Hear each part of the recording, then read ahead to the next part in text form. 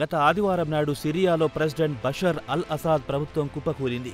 Rebels డమాస్కస్కు వస్తున్నారని తెలుసుకున్న వెంటనే అసద్ తన కుటుంబంతో కలిసి మాస్కోకు రష్యన్ విమానంలో పారిపోయారు. ప్రెసిడెన్షియల్ ప్యాలెస్ ఖాళీ అయ్యింది. దీంతో ప్రజలు వెంటనే ప్యాలెస్లోకి జొరబడి అందిన కాడికి వస్తువులను దండుకుని ఇళ్లకు తీసుకెళ్లారు. ఇక అసద్ ఇంట్లో ఉన్న వస్తువుల విషయానికొస్తే అత్యంత ఖరీదైన ఫెరారీ స్పోర్ట్స్ కార్లు, ఖరీదైన ఫర్నిచర్ ఉన్నాయి. ప్యాలెస్కు వచ్చిన ప్రజలు ఫర్నిచర్ను లూటీ చేశారు. ప్యాలెస్లో సెల్ఫీలు దిగారు. ప్రజల నుంచి కొన్ని దశాబ్దాలుగా దోచుకున్న సొమ్ముతో అసాద్ కుటుంబం రాజభోగాలు అనుభవించిందని ప్రజలు ఆగ్రహం వ్యక్తం చేస్తున్నారు.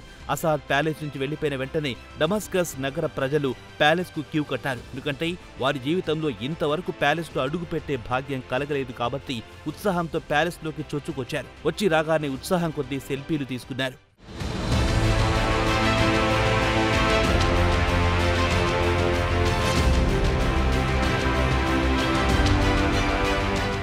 ఇక ప్యాలెస్ మొత్తం చెత్తతో నిండిపోయింది. రిసెప్షన్ హాల్కు నిప్పు పెట్టడంతో గోడలు మసిబారిపోయాయి. అయితే నగరంలోకి రెబల్స్ వచ్చారు అనే సమయంలో కూడా ప్యాలెస్లోని ఎంట్రన్స్ వద్ద అతిపెద్ద రెడ్ కార్పెట్ చెక్కు చెదరకుండా ఉంది. రెబల్స్ రాగానే అసద్ పోస్టర్లు చించేశారు. రెబల్స్ రాకను గమనించిన వెంటనే అసాద్ తన భార్య, పిల్లలను తీసుకుని మాస్కోకు వెళ్లిపోయారు. అయితే ప్రస్తుతం సోషల్ మీడియాలో హల్చల్ చేస్తున్న వీడియోల విషయానికొస్తే ప్రెసిడెన్షియల్ ప్యాలెస్లోకి ప్రజలు పెద్ద ఎత్తున చొచ్చుకు రావడం, లగ్జరీ సోఫాలు, కుర్చీల వద్ద నిల్చుని సెల్ఫీలు దిగడం కనిపించింది. ఇక వచ్చిన సందర్శకులు అసద్ వ్యక్తిగత వస్తువులు తరలించుకుపోయారు. ముఖ్యంగా ఫర్నిచర్, అప్లయన్సెస్, ఫ్లాట్ స్క్రీన్ టీవీలు, ఎయిర్ కండిషనర్ తో పాటు అత్యంత ఖరీదైన కళాఖండాలున్నాయి. ప్యాలెస్లోని అసద్ కుటుంబం ఫ్యామిలీ ఫోటోను ఆసక్తిగా తిలకించారు.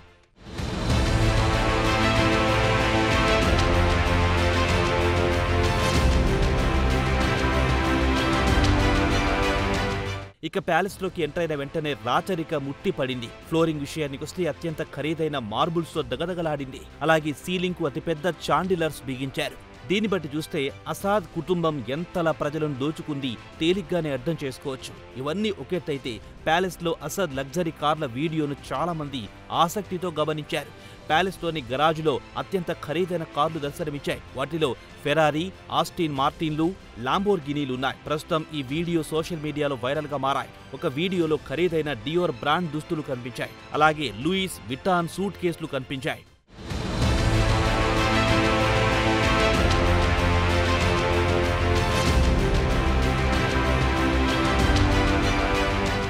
సిరియా ప్రెసిడెన్షియల్ ప్యాలెస్ గురించి 2013లో ది గార్డియన్ పత్రిక ఓ ఆర్టికల్ కూడా ప్రచురించింది. కాగా ఈ ప్యాలెస్ను అసద్ తండ్రి హఫీజ్ అల్ అసాద్ నిర్మించారు. దీన్ని 1970లో జపాన్కు చెందిన ఆర్కిటెక్చర్ కెంజో టాంగో డిజైన్ చేశాడు. హిరోషిమా పీస్ మెమోరియల్ మ్యూజియంను డిజైన్ చేసింది కూడా టాంగోనే. కాగా ఈ ప్రెసిడెన్షియల్ ప్యాలెస్ 1990లో నిర్మాణం పూర్తయింది. నిర్మాణ వ్యయం అప్పుడే $1 బిలియన్ పైమాటే అని చెబుతున్నారు. ఇండియన్ కరెన్సీ ప్రకారం లెక్కిస్తే 8,500 కోట్ల రూపాయలుగా చెప్పుకోవచ్చు. అయితే ఇక్కడ ఆశ్చర్యం కలిగించే అంశం ఏమిటంటే ఎంతో ముచ్చటపడి కట్టుకున్న ప్యాలెస్లో హఫీజ్ మాత్రం నివసించలేదు. తన వారసుడి కోసం ఈ ప్యాలెస్ నిర్మించారని చెప్పేవాడు అసద్ తండ్రి హఫీజ్.